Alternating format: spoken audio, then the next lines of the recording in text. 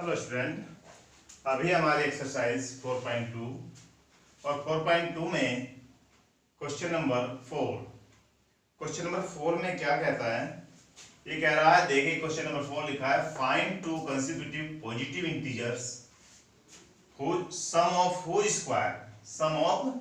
Square. Let करते हैं, late कर लेते हैं। लेट फर्स्ट नंबर क्या हो जाएगा, x मान लें, तो अदर नंबर क्या हो जाएगा, दूसरा नंबर अदर नंबर। भाई कंसेक्यूटिव कहा है तो कंसेक्यूटिव में नेक्स्ट नंबर क्या होगा, इससे नेक्स्ट आएगा x प्लस 1 आ जाएगा। अब इसने क्या कहा है, सम ऑफ हुज स्क्वायर, उनके स्क्वायर का सम अकॉर्डिंग टू क्वेश्चन। हम क्वेश्चन के अकॉर्डिंग चलते हैं।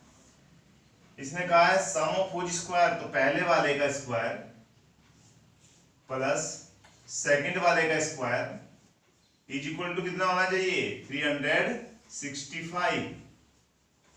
अब इसका स्क्वायर को हम ओपन करते हैं, यहां पर हेयर एक्स स्क्वायर प्लस ए प्लस बी का होल स्क्वायर, तो एक्स स्क्वायर मैं सीधा फॉर्मूला लिख देता, एक्स स्क्वायर प्लस 1 का स्क्वायर 1 हो जाएगा, प्लस 2ab यानी कि 2x इज इक्वल टू 365।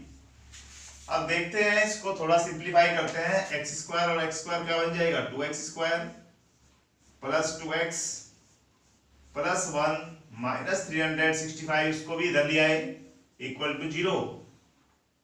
अब आगे चलते हैं, 2x स्क्वायर प्लस 2x और माइनस 364, ये हमारी एक क्वाड्रेटिक इक्वेशन बन गई। और भाई प्लस का 1 है, माइनस का 365 है, तो 364। अब देखिए, तो थोड़ा सा सिंप्लीफाई कर लेते हैं, छोटा कर लेते हैं। 2 से सब डिवाइड हो रहा है, तो 2 कॉमन ले लीजिए, तो 2 कॉमन लेंगे तो क्या आएगा, एक्स स्क्वायर, 2 कॉमन चलेगा तो x बचेगा, माइनस 2 1 जा 2, 2 8 जा 16 और 2 2 जा 4 इज इक्वल टू 0। 2 0 के साथ मिल जाएगा, जाके ये यहाँ पर चला जाएगा तो 0 ही बन जाएगा, 0 कॉमन में चला जाएगा, तो हमारी क्वाड्रेटिक इक्वेशन बन गई x square plus x minus 182। हमें क्या करना होगा, 182 के ऐसे फैक्टर करें जिससे कि माइनस करके 1 आ जाता है। तो हम 182 का ऐसे लिख सकते हैं, देखिए इसके फैक्टर कर लेते हैं, यहां पर करें 182 को हम ऐसे कर सकते हैं फैक्टराइज, 2 से 91 इंटू 2 आ जाएगा, 13 से 13 इंटू 7 इंटू 2, तो 7 2 जा 14, 14 में से 13 जाएगा तो क्या बचेगा, मिडिल टर्म स्प्लिट कर दी, मिडिल टर्म को स्प्लिट कर दी। यहाँ पे क्या है, 1 है, माइनस करके लाना है, तो हम लिख देते हैं x square plus 14 minus 13 into x minus 182। आगे चलते हैं, तो x square plus 14x minus 13x और माइनस 182। अब देखिए इन दोनों में से कॉमन लें, तो इन दोनों में से कॉमन लेकर मैं यहाँ पर कर देता हूँ, ऊपर का पोर्शन मिटो देते हैं, इसे आप नोट कर लीजिए। इसमें से x कॉमन ले लें तो क्या बचेगा, x प्लस 14 बचेगा, यहाँ पर माइनस 13 कॉमन ले तो क्या आएगा, x प्लस 14 आएगा। अब हम इक्वल टू क्या चल रहा है, 0, इसमें से भी कॉमन x प्लस 14, यहाँ से भी कॉमन x प्लस 14, तो क्या आएगा, x प्लस 14 कॉमन आ जाएगा और यहाँ पर बच जाएगा x माइनस 13। अब देखिए x की वैल्यू क्या आ जाएगी, माइनस 14 और x की वैल्यू इसके इक्वल टू 0 रखेंगे तो इक्वल टू 13। परंतु उसने कहा है पॉजिटिव इंटीजर्स हैं। देखिए इसने कहा कॉन्जुगेटिव पॉजिटिव इंटीजर, तो पॉजिटिव कौन सा है, ये वाला, माइनस वाला तो छोड़ देंगे इसको। तो ये 1 नंबर हमारे पास क्या आया, 1 नंबर इज इक्वल टू 13 और अदर नंबर हमारा क्या था, 1 प्लस 13 प्लस 1 यानी कि 14। ये हमारा क्वेश्चन नंबर 4 कंप्लीट हो गया। अब हम करते हैं क्वेश्चन नंबर 5। अब आप देखिए क्वेश्चन नंबर 5 क्या कहता है। क्वेश्चन को पढ़ा करो, जितना ज्यादा से ज्यादा पढ़ा जाएगा क्वेश्चन उतना ही अच्छा हो जाएगा।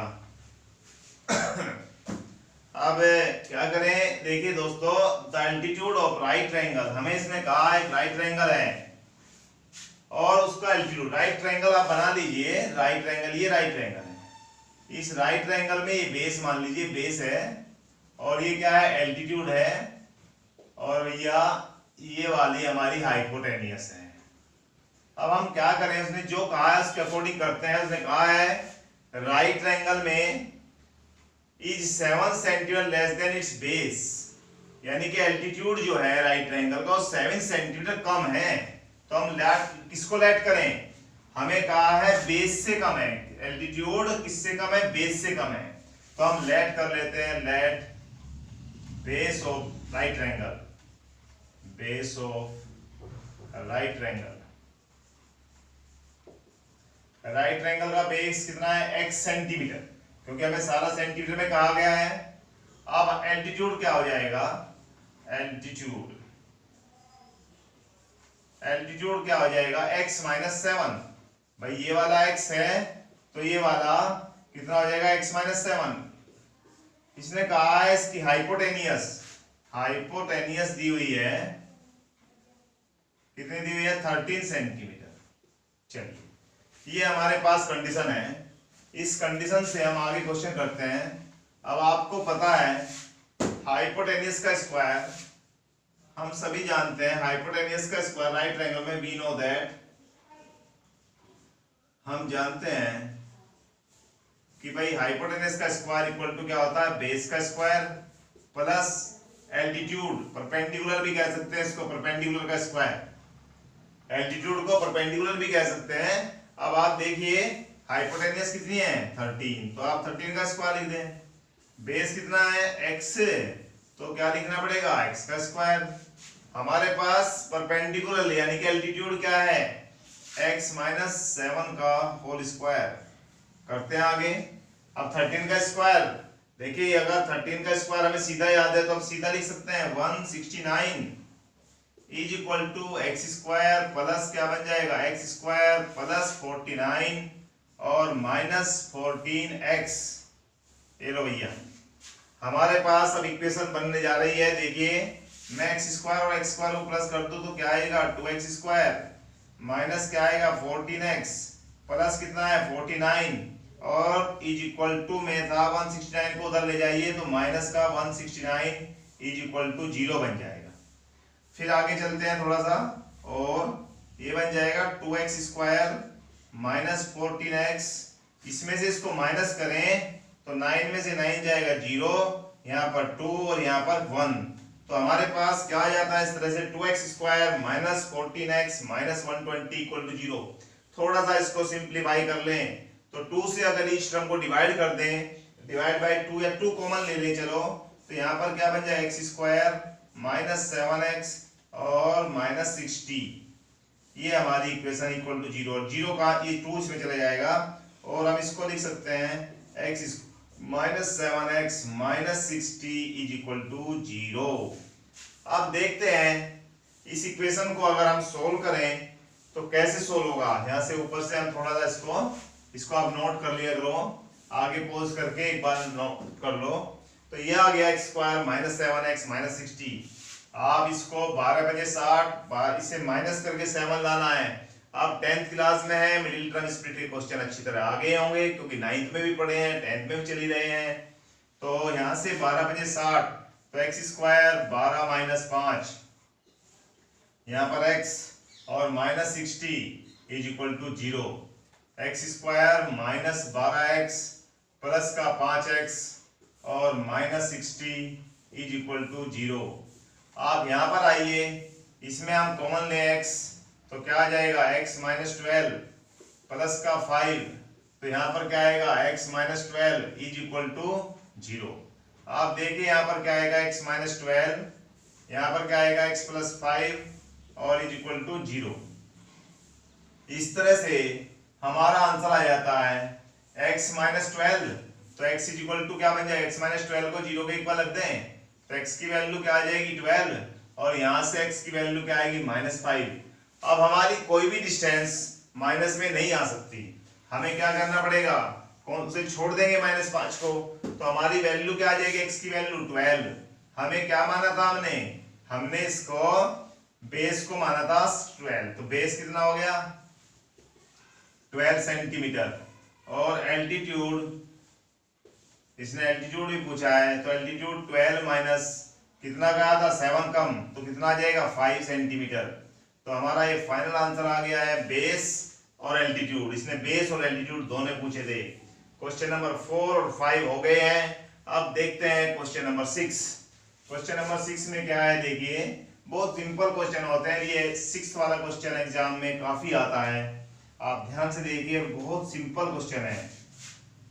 हमारे पास इसने कहा है एक कॉटेज इंडस्ट्री है, यानी कि बर्तन बनाने की कोई फैक्ट्री है, पोट्री आर्टिकल, कोई बर्तन बनाते हैं पोट्री के, और एक डे में that the cost of production of each article, जो each article was 3 more than twice the number of altitude produced on that day, यानी कि एक दिन में जितने आर्टिकल प्रोड्यूस होते हैं उनके, यानी कि इसने कहा है, देखिए क्वेश्चन को, a cottage industry produce a certain number of pottery article, एक दिन में कुछ आर्टिकल बनाती है वो फैक्ट्री, चलो भैया बना लेने दो।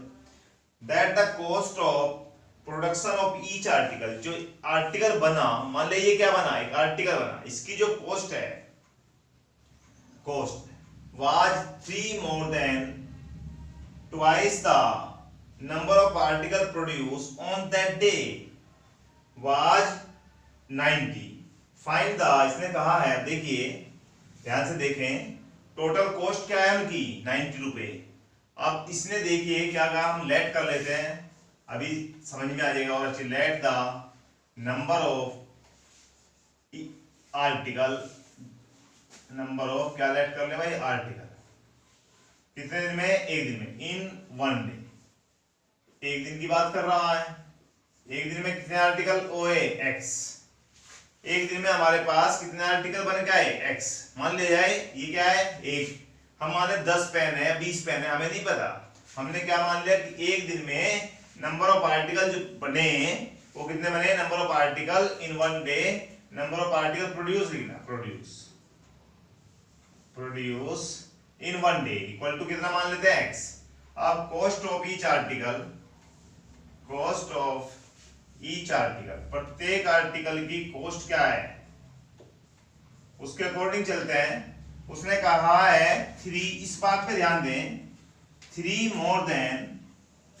more than twice the number of article produced on that day, उस दिन जितने आर्टिकल प्रोड्यूस होते उन आर्टिकलों के कितने, दुगने से 3 ज्यादा, तो कॉस्ट ऑफ ईच आर्टिकल कितना होगा, 2x, दुगने से 3 ज्यादा। बोलिए समझ में आ गया। फिर दोबारा बता देता हूं, एक फैक्ट्री है बर्तन बनाने की, उसमें बर्तन बनाए जाते हैं, उसने कंडीशन रखी है कि एक दिन में जितने आर्टिकल बनते हैं उसकी कॉस्ट देखी जाए। अगर एक आर्टिकल की कॉस्ट देखी जाए तो वह कॉस्ट उस दिन जितने आर्टिकल बने थे उनकी दुगने से 3 ज्यादा है। मान लिया जाए, हम एग्जांपल के थ्रू लेते हैं, हमने पहले क्वेश्चन नहीं करते, एक दिन में 10 आर्टिकल बनाए, चलिए, तो उसने कहा कॉस्ट कितनी है, एक आर्टिकल की कॉस्ट कितनी है, 2 गुना 10 प्लस 3, दुगने से ट्वाइस से 3 मोर देन है, तो इसका मीन्स क्या हुआ, उसी कॉस्ट के लिए 20 प्लस 3 23 रुपीज। तो अब देखते हैं, हम आगे चलते हैं। अब ये हमारे पास टोटल कॉस्ट क्या आती है, 90 रुपए। तो according to question total cost दे रहा है वो कितनी, 90 रुपए। तो दोनों की अगर हमने 10 आर्टिकल बनाए और एक आर्टिकल की कॉस्ट 23 रुपए आई, तो टोटल कॉस्ट क्या आएगी, 23 मल्टीप्लाई बाय 10, उन दोनों की मल्टीप्लाई कर दें। तो अब देखिए हमारे पास x तो एक दिन में आर्टिकल बने थे और एक आर्टिकल की कॉस्ट कितनी, 2x प्लस 3, तो टोटल कॉस्ट क्या आ जाएगी, टोटल कॉस्ट दी हुई है हमें, कितनी दी हुई है, 90। तो इसमें हम कर दें x into 2x plus 3, very important question, equal to 90। ये बस ये कंडीशन बनी, क्वेश्चन हुआ भाई एक दिन में x आर्टिकल बने और उस दिन उस आर्टिकल, एक आर्टिकल की कॉस्ट जो है उस दिन जितने आर्टिकल बने थे उसके दुगने से 3 ज्यादा थी, तो 2x प्लस 3, तो टोटल कॉस्ट कितनी आ गई, 90। अब इसमें देखते हैं 2x square plus 3x is equal to 90, इसको इस टाइप ले आइए इधर को, और हम लिख सकते हैं 2x square plus 3x minus 90 is equal to 0। अब 90 से और 2 से मल्टीप्लाई करके माइनस करके 3 लाना है। 90 इंटू 2 तो इसका मीन्स हो गया 180। 180 के ऐसे फैक्टर करें जो माइनस करके 3 आ जाए। तो देखते हैं फिर, यानी कि हम इसको लिख सकते हैं, यहीं से तोड़ लेते हैं इसको, यानी कि 10 गुना 9 कर सकते हैं इंटू 2। हमारे पास नहीं बन रहा है। 5 इंटू 2 इंटू 3 और इंटू 2 कर देते हैं। 5 3 जा 15, 5 इंटू 2 10 और इंटू 3 इंटू 3 और इंटू 2, 5 3 जा 15, 3 2 जा 6 और 2 12। तो 15 इंटू 12 भी कितना होता है? 180 ही होता है। तो इसका मतलब 15 में से 12 जाएगा तो क्या बचेगा? 3, क्योंकि माइनस करके लाना था। हम यहाँ लिख सकते हैं और 2x square plus 15 minus 12 split कर दिया मिडिल टर्म को, माइनस 90 इक्वल टू 0। ये बन जाएगा 2x स्क्वायर प्लस का 15x माइनस का 12x और माइनस 90 इज इक्वल टू 0। हमारे पास यहां से कॉमन देके क्या आ सकता है? x। तो क्या बचेगा? 2x माइनस प्लस का 15। चलिए माइनस का 12 कॉमन ले लें, 12 नहीं कॉमन आएगा, 6 आएगा। 6 से 6 दूनी 12, 6 से कट जाए, 12 से नहीं कटेगा 90। तो 6 कॉमन ले लें तो क्या आएगा? 2x प्लस हो जाएगा 15 इक्वल टू 0। और हम लिख सकते हैं, कॉमन ले लें अब, 2x प्लस 15 और भैया हमारे पास क्या आ जाएगा? x minus 6। मिडिल टर्म तो स्प्लिट हो गई। अब आगे चलते हैं, थोड़ा सा मैं ऊपर से इसको यहां से मिटो लेते हैं, ये वाला। अब हमारे पास क्या क्या आंसर आता है? 2x plus 15 is equal to 0। तो 2x is equal to minus 15 और x is equal to minus 15 upon 2। और दूसरा आंसर क्या आता है? x minus 6 equal to 0। तो x इज इक्वल टू 6। अब आप देखिए किसी नंबर ऑफ पार्टिकल x थे तो x की वैल्यू माइनस में तो आ नहीं सकती, नंबर ऑफ पार्टिकल माइनस में तो हो नहीं सकते, तो इसे तो छोड़ देंगे। अब हमारे पास इसने पूछा था number of particle and cost of each article. तो नंबर ऑफ पार्टिकल हो गए हमारे पास, जो नंबर ऑफ पार्टिकल हो गए कितने भाई? Number of article. जो हमारा फाइनल आंसर बनेगा क्या बनेगा? 6 रुपीज। नंबर ऑफ आर्टिकल कितने? 6। अब cost of each article, cost of each article कितनी बन जाएगी? 2 इंटू 6, 2x प्लस 3, 2 6 जा 12 और 3 15। अब आप देखिए थोड़ा सा अपना आंसर को, अगर मैं इसकी मल्टीप्लाई करूं, 15 6 90, 15 6 जा 90, कितना था? 90 ही था टोटल कॉस्ट। तो इसका मतलब हमारा आंसर बिल्कुल सही है। अब हमारी एक्सरसाइज 4.2, 4, 5 तीनों क्वेश्चन हो गए। Thank you.